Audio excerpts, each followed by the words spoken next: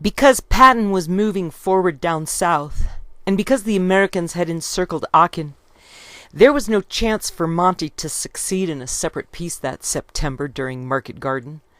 And of the 9,000 British who parachuted into Arnhem, less than 2,500 came back after Monty finally gave them permission to withdraw on the 25th of September, an exceptionally bitter day for Monty, since the 25th of September in 1066 had been the day the English king had been too busy up north fighting the Vikings over Stamford Bridge to stop William the Conqueror from coming ashore unopposed to the south.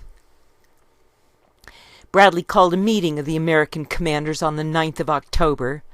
and Supply promised to fix the strangulation of supplies in 2 weeks, but could not break the British blockade even by the 2nd of November, and Monty was holding out until the November elections in America, when a president more friendly to British interests was sure to be elected.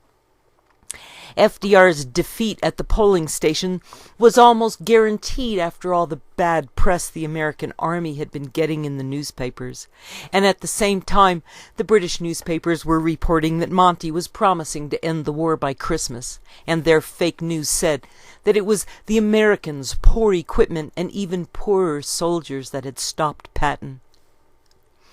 The most striking feature of these weeks was the Americans having to use color-coded tarps to cover their tanks and trucks and equipment in an attempt to shield them from the constant aerial friendly fire that had everyone on extreme alert. These were indeed perilous times, and of the 450 bombers that had been in the first wave on the 2nd of October at the beginning of the Battle of Aachen, none had managed to hit a single German pillbox. Despite all the Allied bombing thus far, Germany reached its peak of wartime production in October of 1944, and when the American First Army had Aachen encircled on the 14th of October, the King of England flew over to First Army's command post near Verviers in Belgium that Bradley described as a very muddy place. Bradley's CP had still been in a canvas tent despite the oncoming winter, and that same day Bradley would move his Eagle CP from Verdun to Luxembourg, 12 miles from the German border. It had been Ike's 54th birthday on that 14th of October, and they all had to sit around with the King of England sipping tea, while for Hitler that was the anniversary of the day in 1935 that he had withdrawn Germany from the League of Nations. The Americans were not only short on ammo, but were beginning to suffer actual famine from severely scaled-back food rations, and Antwerp was in the British sector, while Cherbourg, that was supplying the Americans, was now over 400 miles away and required more gasoline to make the drive than they could reasonably carry. When Bradley had to spread the troops out 40 miles farther north to fill the gap left by Monty leaving for Market Garden, the American supply lines were extended that much more. Bradley had been listening to Patton's crazy historical ranting about British plots and had come to believe, so the Americans held back and merely surrounded Aachen for 3 days, and they threw a wide perimeter around Aachen to prevent any British negotiators from either getting in or out of the town,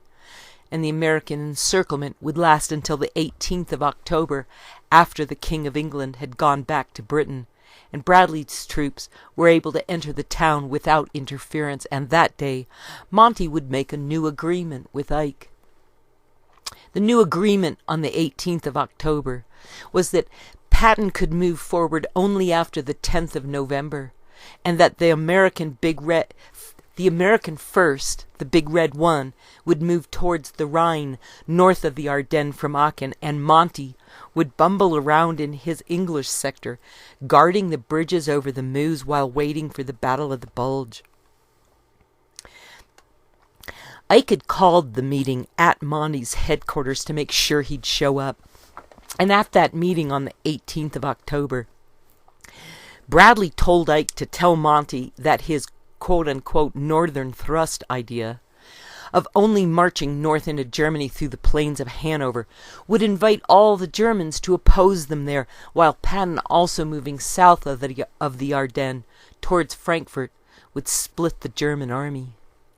Bradley also told Ike to remind Monty that even though the Germans had superior tanks and guns, the Americans had the advantage of better mobility, and the snapback from the Bulge would carry the American army all the way into the heart of Germany, and that would save the Germans from having to become an ally of Britain.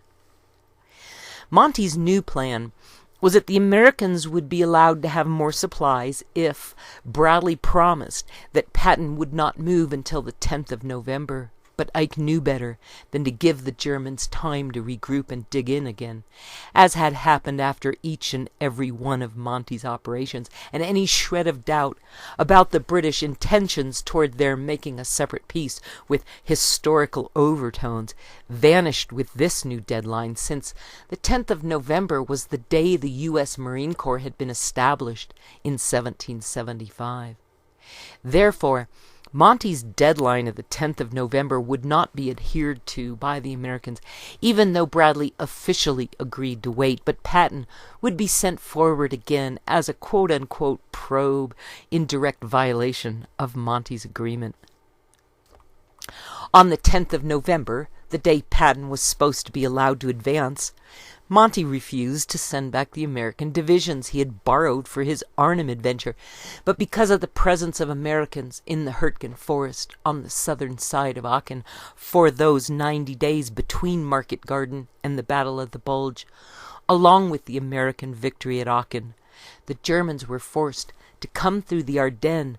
40 miles south of Aachen for their Battle of the Bulge, and they would burn precious gasoline waiting in traffic jams on fewer roads than the route Hitler had planned. The German 15th Army was in the Hurtgen forest 10 miles southeast of Aachen,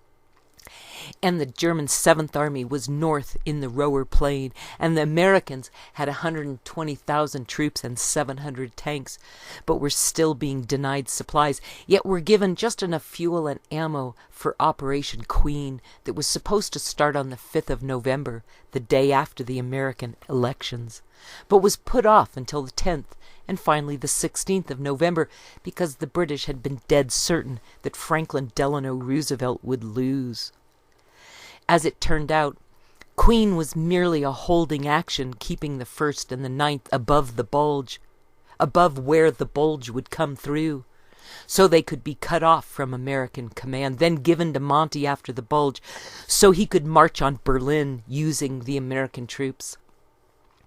Constant bombing in front of the Americans during Queen